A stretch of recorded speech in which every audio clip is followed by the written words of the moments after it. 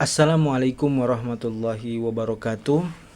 Halo semuanya, selamat datang dalam video edukasi ini. Video ini dibuat sebagai bagian dari tugas mata kuliah Pancasila. Dan hari ini saya Aminullah Hasan dengan NIM 041024250009, mahasiswa program studi matematika, akan membahas sebuah topik yang penting, yaitu Pancasila sebagai sistem filsafat.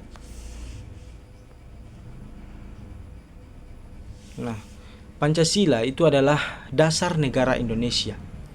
Tapi sebenarnya Pancasila juga memiliki kedudukan yang jauh lebih mendalam, yaitu sebagai filsafat hidup bangsa. Mari kita bahas secara lebih lengkap dan lebih sederhana. Sebelum memahami Pancasila, kita perlu tahu dulu apa yang dimaksud dengan sistem filsafat. Jadi sistem filsafat itu adalah sebuah kerangka berpikir yang tersusun secara logis, menyeluruh, dan saling berkaitan. Nah, tujuan sistem ini itu adalah menjawab pertanyaan mendasar tentang manusia, kehidupan, dan realitas. Nah, sebuah sistem filsafat itu yang pertama harus koheren, yang kedua mendasar, dan yang ketiga menyeluruh. Nah, arti dari koheren ini apa teman-teman? Artinya adalah bagian-bagian yang terhubung dan membahas persoalan yang paling esensial. Dengan pemahaman ini, kita bisa melihat bahwa Pancasila bukan sekedar 5 sila, melainkan satu kesatuan nilai yang membentuk cara pandang bangsa Indonesia.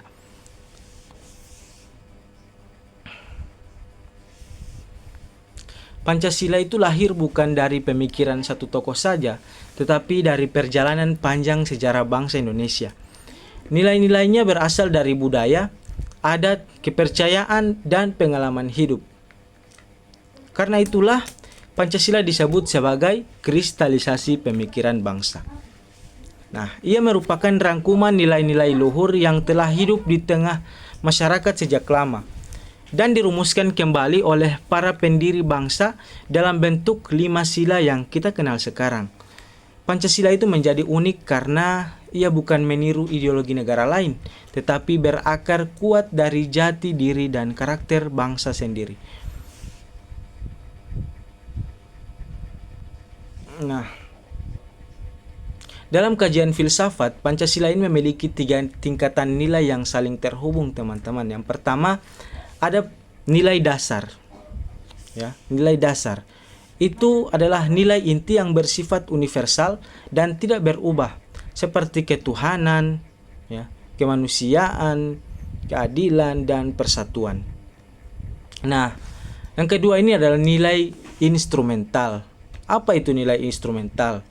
Nah, nilai instrumental ini diwujudkan dalam bentuk peraturan, undang-undang, dan kebijakan. Misalnya Undang-Undang Dasar 1945 dan juga peraturan pemerintah. Nah, yang ketiga ada nilai praksis. Itu adalah implementasi nyata dalam kehidupan. Contohnya toleransi antar umat beragama, gotong royong, dan saling menghargai. Nah, ketiga tingkatan ini teman-teman membuat Pancasila dapat diterapkan secara fleksibel, namun tetap konsisten dengan nilai dasarnya. Ontologi berbicara tentang eksistensi atau hakikat keberadaan. Dalam Pancasila, dasar ontologinya itu adalah manusia itu sendiri. Pancasila memandang manusia sebagai makhluk monopolaris. Artinya apa? Manusia memiliki banyak dimensi dalam satu kesatuan. Yang pertama dimensi individu, kedua dimensi sosial, ketiga aspek jasmani, dan keempat aspek rohani. Artinya manusia itu adalah makhluk yang unik, kompleks, dan tidak bisa dipahami hanya dari satu sisi.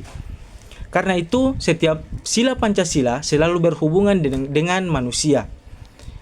Hubungan manusia dengan Tuhan, hubungan manusia dengan sesama, hubungan manusia dengan bangsa, hubungan manusia dengan negara, dan hubungan manusia dengan keadilan sosial. Nah, pandangan ini membuat Pancasila menjadi sistem filsafat yang berpusat pada martabat manusia. Nah, Untuk memahami lebih jelas, mari kita hubungkan konsep ontologi dengan masing-masing sila. Sila pertama, ketuhanan yang Maha Esa. Manusia dipandang sebagai makhluk religius yang percaya pada kekuatan transenden. Yang kedua, sila kemanusiaan yang adil dan beradab.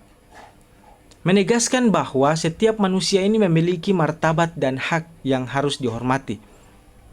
Persatuan Indonesia. Sila ini itu menunjukkan bahwa manusia adalah makhluk sosial yang hidup dalam keberagaman, tetapi tetap menjunjung persatuan. Kerakyatan dipimpin oleh hikmat kebijaksanaan.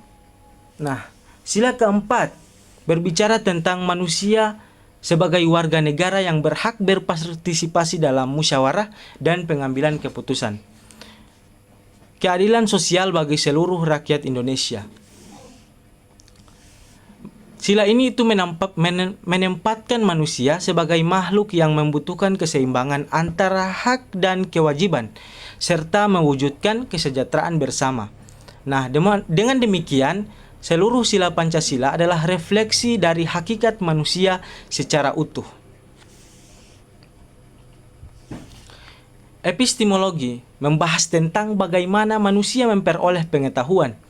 Nah, dalam konteks Pancasila, pengetahuan bangsa terbentuk dari 3 hal utama.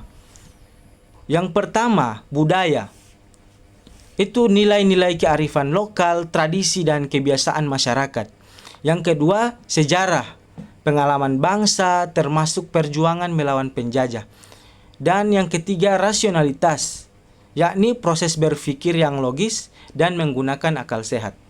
Nah, ketiga sumber pengetahuan ini menghasilkan cara berpikir khas Indonesia yang kemudian dituangkan dalam Pancasila.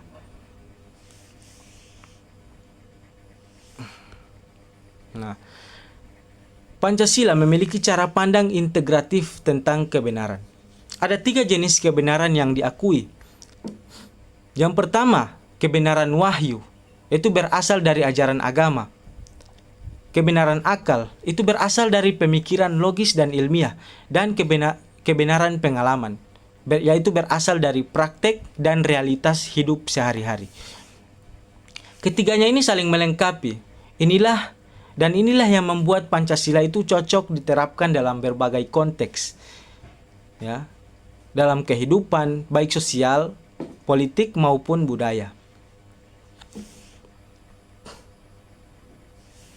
Nah, sebagai penutup, kita dapat menyimpulkan bahwa Pancasila itu bukan hanya dasar negara Indonesia, tetapi juga sebuah sistem filsafat yang lengkap dan komprehensif. Kenapa teman-teman? Nilai-nilainya itu bersifat mendasar, universal, namun tetap relevan di era sekarang. Nah, sebagai sistem filsafat, Pancasila ini memberikan arah moral dan etis bagi individu, masyarakat, dan negara.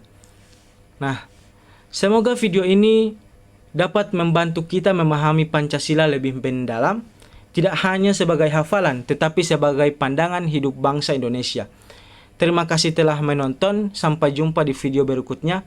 Wassalamualaikum warahmatullahi wabarakatuh.